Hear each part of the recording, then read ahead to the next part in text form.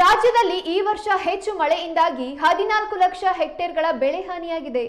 ರೈತರಿಗೆ ಪರಿಹಾರವಾಗಿ 1033 ಕೋಟಿ ರೂಪಾಯಿ ಪರಿಹಾರ ಪ್ಯಾಕೇಜ್ ಘೋಷಿಸುವುದಾಗಿ ಸಿಎಂ ಸಿದ್ದರಾಮಯ್ಯ ತಿಳಿಸಿದ್ದಾರೆ.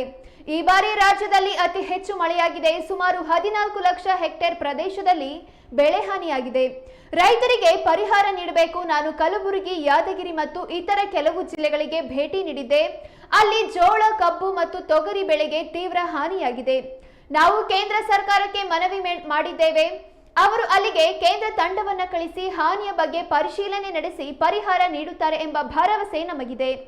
17 ಲಕ್ಷ ಹೆಕ್ಟೇರ್ಗೆ ಆರ್ಥಿಕ ನೆರವು ರಾಜ್ಯ ಸರ್ಕಾರದಿಂದ ನೀಡಲಾಗುವುದು ಎಂದು ಪ್ರಕಟಿಸಿದರು. ಇನ್ನು ನಾವು ಕೇಂದ್ರ ಸರ್ಕಾರಕ್ಕೆ ಮನವಿ ಮಾಡಿದ್ದೇವೆ. ಅವರು ಇಲ್ಲಿಗೆ ಕೇಂದ್ರ ತಂಡವನ್ನು ಕಳಿಸಿ ಹಾನಿಯ ಬಗ್ಗೆ ಪರಿಶೀಲನೆ ನಡೆಸಿ ಪರಿಹಾರ ನೀಡುತ್ತಾರೆ ಎಂಬ ಭರವಸೆ ನಮಗಿದೆ. 17 ಲಕ್ಷ ಹೆಕ್ಟೇರ್ಗೆ ಆರ್ಥಿಕ ನೆರವು ರಾಜ್ಯ ಸರ್ಕಾರದಿಂದ ನೀಡಲಾಗುವುದು ಎಂದು ಪ್ರಕಟಿಸಿದರು. ಪ್ರಸ್ತುತ ವರ್ಷದ ಮಾನ್ಸೂನ್ ಅವಧಿಯಲ್ಲಿ ಭಾರೀ ಮಳೆ ಮತ್ತು ಪ್ರವಾಹದಿಂದ ಬೆಳೆ ಹಾನಿಗೊಳಗಾದ ರೈತರಿಗೆ ರಾಜ್ಯ ಸರ್ಕಾರದಿಂದ ಹೆಚ್ಚುವರಿ ಸಬ್ಸಿಡಿಗಾಗಿ 10,033.60 ಕೋಟಿ ವಿಶೇಷ ಪ್ಯಾಕೇಜ್ ಘೋಷಿಸಲಾಗಿದ್ದು ಇಂದು ಚಾಲನೆ ನೀಡಲಾಗಿದೆ. ಬೆಳೆ ಹಾನಿಗೊಳಗಾದ ರೈತರಿಗೆ ಹೆಚ್ಚಿನ ನೆರವು ಒದಗಿಸುವ ಉದ್ದೇಶದಿಂದ ರಾಜ್ಯ ಸರ್ಕಾರ ಇನ್ಪುಟ್ ಸಬ್ಸಿಡಿಗಳ ದರವನ್ನು ಹೆಚ್ಚಿಸಿದೆ.